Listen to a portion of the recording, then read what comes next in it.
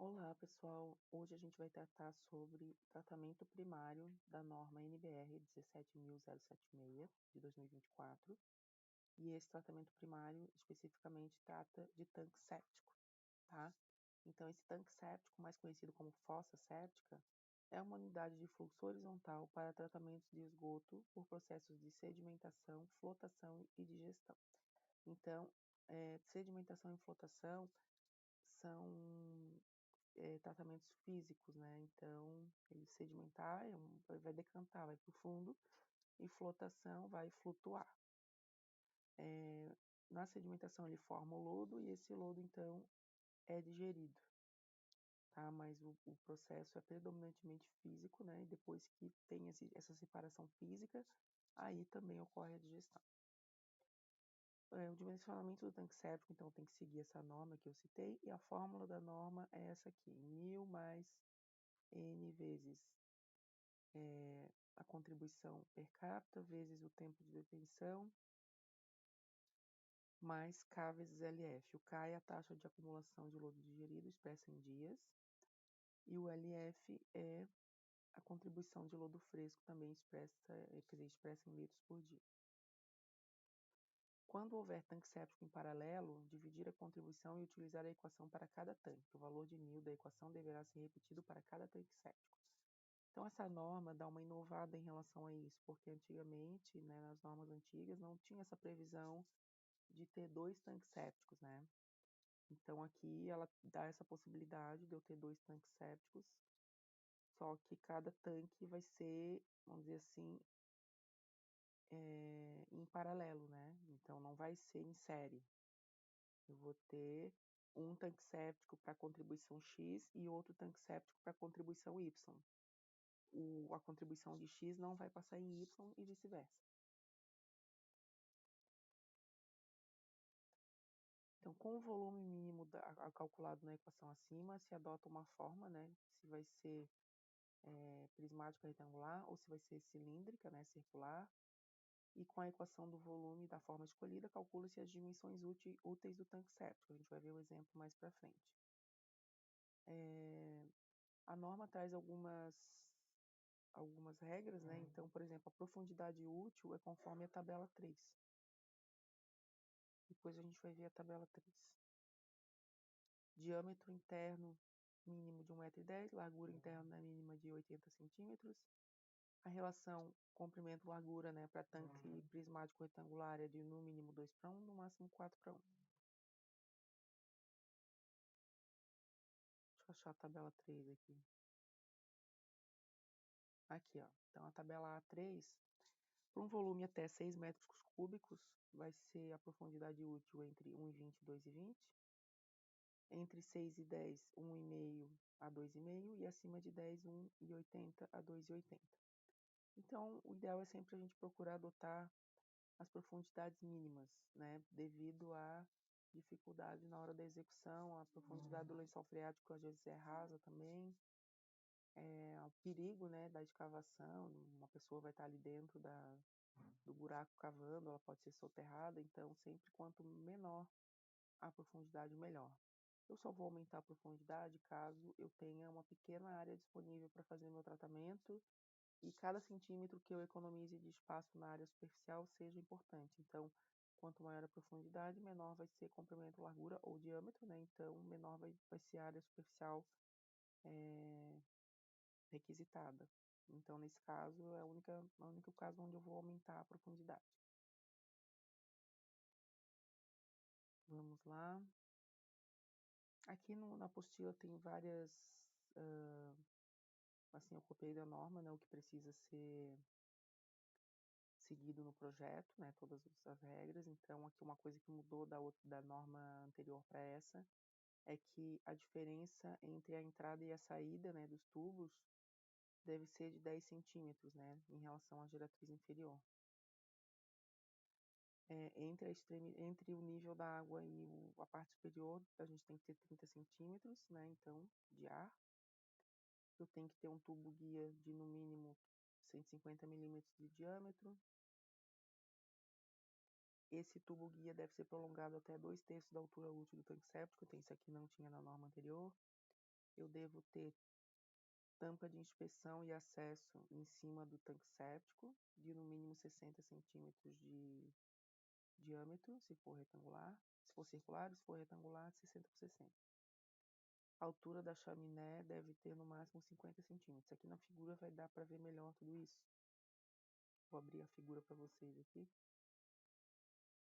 Então, o tubo guia seria esse aqui, né, que tem que ir até 2/3 da profundidade. Então, aqui da extremidade inferior do tubo guia até o fundo, eu vou ter 1/3 de H útil. O tubo que entra, né, tanto o septo que entra quanto o que sai, ele tem que ter, no caso o que sai, 1/3 da altura útil. E o que entra é 1/3 menos 10, porque aqui em cima vai ter 10, né? Então, na verdade, se eu pegar da geratriz inferior do tubo para baixo, eu vou ter também 1/3 de H útil, né? Mas a entrada vai ficar 10 centímetros acima da saída. Aqui a chaminé, então isso aqui é no máximo 50 centímetros e internamente ela tem que ter no mínimo 60 centímetros. Então esse aqui é o corte do tanque séptico retangular e aqui a planta baixa. Então aqui é a projeção da inspeção, que pode ser retangular ou circular. Aqui é o septo de entrada, aqui é o septo de saída.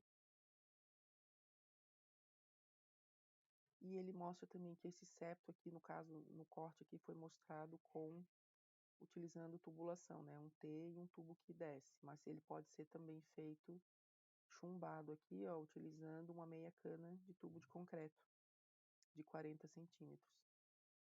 Tá? Então, esse septo aqui, né, tanto dessa forma quanto utilizando o tubo, ele serve para quê? Para que o esgoto entre aqui no meio líquido e saia por aqui, ó. Então, se eu não tivesse esse septo, o que ia acontecer? Ó, o esgoto ia entrar aqui por cima e já ia sair direto. Ia ter o chamado curto-circuito aqui na parte hidráulica, né? Então, é colocado esse septo justamente para que o esgoto percorra esse trajeto antes de sair, né? Que ele fique retido dentro da fossa. Aqui, essa parte da fossa aqui no fundo, ele vai criar o lodo, né? Então, o meu caminhão limpa-fossa vai de tempos em tempos, de acordo com o que eu projetei, né? Ele vai chegar lá na edificação, e a gente vai tirar esse tampão aqui. Então, no mínimo, isso aqui tem que ter 150 milímetros. Vai ser retirado esse tampão, vai ser introduzido aqui a mangueira do caminhão limpa-fossa e ele vai entrar até aqui no fundo e vai sugar esse lodo que vai estar retido aqui. Então, é no mínimo na verdade, assim, quando eu vou projetar, eu escolho se é de 1 em 1 ano, 2 em 2 e até no máximo de 5 em 5. Então, esse é o retangular e essa é a fossa circular.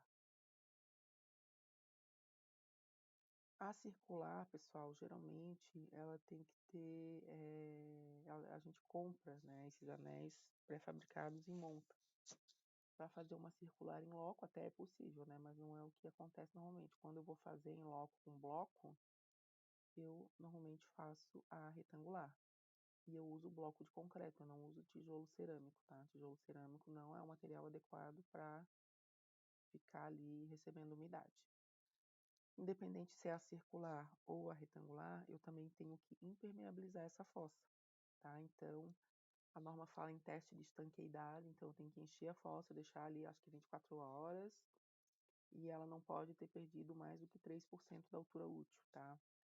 Se perdeu mais do que isso é porque a impermeabilização não tá legal, eu vou ter que arrumar a impermeabilização. Agora vamos ao exemplo do tanque séptico. Aqui nessas videoaulas eu vou sempre estar fazendo o mesmo exemplo, tanto para fossa, quanto para filtro, corador, sumidouro, etc. Tá? Então vai ser uma residência unifamiliar, alto padrão, situada em Florianópolis, com 3 dormitórios. Então a população, 3 dormitórios vezes 2 pessoas por dormitório, 6 pessoas. A vazão 160 litros por pessoa por dia, né? Contribuição per capita. Então a contribuição diária total, né, seria número de pessoas vezes contribuição per capita. 6 vezes 160 daria 960 litros por dia. Então, na tabela 1, eu acho o tempo de detenção. Então, a minha contribuição diária é 960. Vamos lá na tabela A1.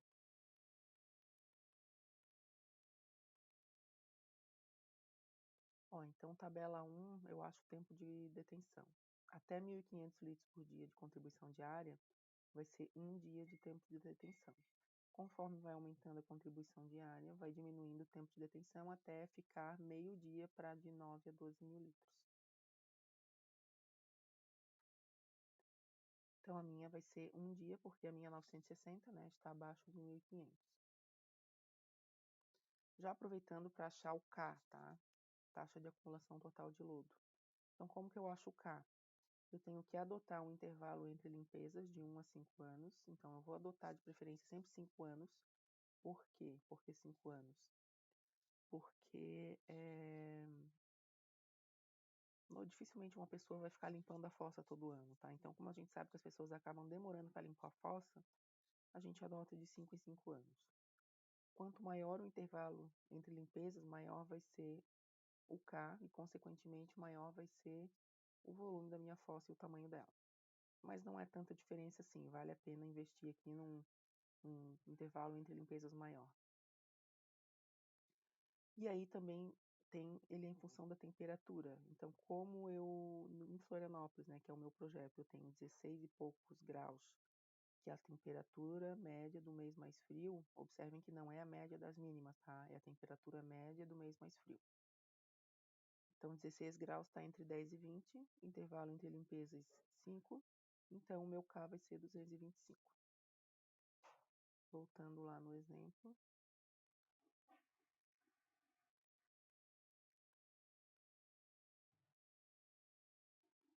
K 225, tempo 1 dia.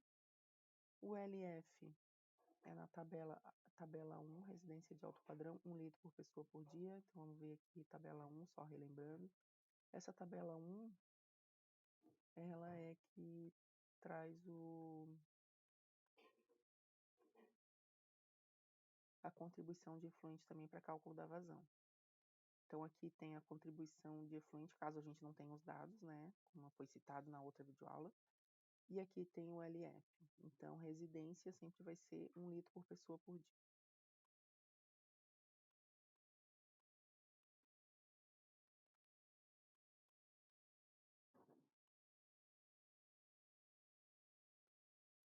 Jogando todas essas informações na fórmula, né? Eu vou ter essa fórmula aqui. Aqui faltou a chave, né? Aqui eu botei a chave, aqui eu esqueci de botar. Mas eu coloquei na norma, não tem essa chave aqui, né? Mas é que eu gosto de colocar porque tem gente que soma 1.000 mais 6, né? A gente não deve somar 1.000 mais 6. A gente faz todo esse cálculo aqui, multiplica por 6, para depois somar 1.000. Então, deu 3.310 litros, que dá, dividindo por 1.000, 3,31 metros cúbicos. Então, esse é o volume mínimo que eu tenho que ter na minha fossa. Então, com a forma prismática retangular, adotando relação comprimento-largura 1 para 2 e a profundidade mínima, que é 1,20 para até 6 metros cúbicos, né? Então a minha tem 3 e pouco, até 6 metros cúbicos é 1,20, então eu vou adotar 1,20. Relação comprimento-largura 1 para 2. Né? Então, o volume do prisma retangular vai ser largura vezes comprimento vezes altura útil. Então, altura útil eu tenho, volume eu tenho, o A e o B eu não tenho. Mas aí, como eu estou adotando relação comprimento-largura 1 para 2, eu vou adotar que B é igual a 2A. Então, eu substituo aqui na fórmula o B por 2A. O volume ficou 2A ao quadrado vezes H. Então, a minha incógnita é o A. Então, eu vou isolar o A. O A ficou V. Na verdade, assim, um elevado ao meio significa que é a raiz, né? Então, é raiz de V dividido por 2H. Então, raiz de 3,31 dividido aqui por 2,40 vai dar 1,1743. Então, aqui eu sempre vou deixar com 2 casas depois da vírgula apenas, né? Que é a precisão do pedreiro que está na obra, através de uma trena. E eu vou sempre arredondar para mais. Então, aqui, né, se eu fosse usar a regra de arredondamento, ficaria 1,17. Mas eu arredondo para 1,18. Por que eu faço isso? Porque se eu for calcular o volume mínimo, tirar a prova real com 1,17, o volume resultante vai dar menos do que 3,31. Então, eu adoto 1,18. Vai ficar um pouquinho maior do que o volume mínimo, mas não tem importância, né? Não pode dar, é menor. O B, né, vai ser 2A, então eu vou multiplicar 1,18 por 2, vai dar 2,36. Depois eu tiro a prova real, A vezes B vezes H, deu 3,34, que é maior do que o volume mínimo, que é 3,31, ok. Então, essas vão ser as dimensões úteis do meu sistema. Então, a largura e o comprimento é interno e a profundidade é a útil, né? Que é do fundo até a lâmina d'água. Da lâmina d'água até a laje superior vai ter mais 30 centímetros, só que essa laje superior ela não fica na superfície do terreno, né? Então, o tubo que chega na fossa, ele já está a uma certa profundidade, porque ele percorreu todo o terreno, né, numa certa declividade. Cada caixa de inspeção também tem um desnível. Então, vai ter já vai ter uma certa profundidade quando ele chegar na fossa. Também fazendo o exemplo para a forma circular, né, então eu vou usar os anéis pré-moldados. Aqui eu peguei em Florianópolis os fabricantes, né, fabricante A e B, e os tamanhos de anéis que eles têm. Então, um tem o máximo 2 metros de diâmetro interno e o outro no máximo 2,20. Esse aqui eu tenho menos opções, né? 2,20, 1,50 e 1,10. E aqui eu tenho mais opções. Tem 1,70, 1,40, 1,20, 1,10. Só que assim, isso aqui são fabricantes que eu peguei faz um tempo já, né? Quando a pessoa for fazer um projeto, ela tem que verificar na sua cidade com os fabricantes quais os diâmetros que tem atualizados, né? Porque isso aqui pode ter mudado. O volume de um cilindro, então, seria o quê? A área do círculo vezes a profundidade útil. Então, a área do círculo é πr ao quadrado ou πd ao quadrado sobre 4. Aqui eu adotei em função do diâmetro. Tá, então eu isolei o diâmetro e o diâmetro fica raiz de 4V dividido por π vezes h. Então, deu esse valor aqui, 1,874, 1,88, né? Então, 1,88 eu não tenho esse diâmetro. Então, eu teria que adotar 1,70 aumentando a profundidade ou 2 metros, mantendo a profundidade de 1,20 m. Então, eu tenho mais de uma solução possível, tá? Aqui, no caso, eu calculei a profundidade útil se eu usar o diâmetro de 1,70. Então, deu 1,46. Então, se eu for usar o 2 metros, seria 1,20. Se eu for usar o 1,70 de diâmetro interno, vai dar 1,46. 1,46 eu teria que usar 3 anéis de 1,70 de diâmetro e cada anel ele tem 75 centímetros de altura. Então, daria 75,5, daria 2 e pouco, né? Então, ia sobrar. Lá em cima, mais do que 30 centímetros. Não tem problema de ficar mais, não pode ficar menos. Então, a escolha entre as opções 1 e 2 deve basear-se no espaço disponível no terreno e também no orçamento de cada opção. Então, tem que ver o que é mais barato, né? Eu adotar 3 anéis de 1,70 ou aqui no caso, se eu adotar 2 anéis de... Não, desculpa, anéis de 2 metros, cada anel tem 50 centímetros. Então, se eu adotar 3 anéis de 2 metros, vai dar 1,50 de altura. Eu tenho 1,20 de profundidade útil, vai sobrar 30, que é o mínimo, ok? Então, tem que ver o que é mais barato. 3 anéis de 2 metros com 50 centímetros de altura ou 3 anéis de 1,70 com 75 centímetros de altura. E também tem que ver a área disponível no terreno para ver o que é mais viável. Então, essa é a nossa videoaula sobre fossa, né, tanque séptico. E a próxima videoaula a gente vai começar a tratar, então, do tratamento secundário, principalmente o filtro anaeróbio.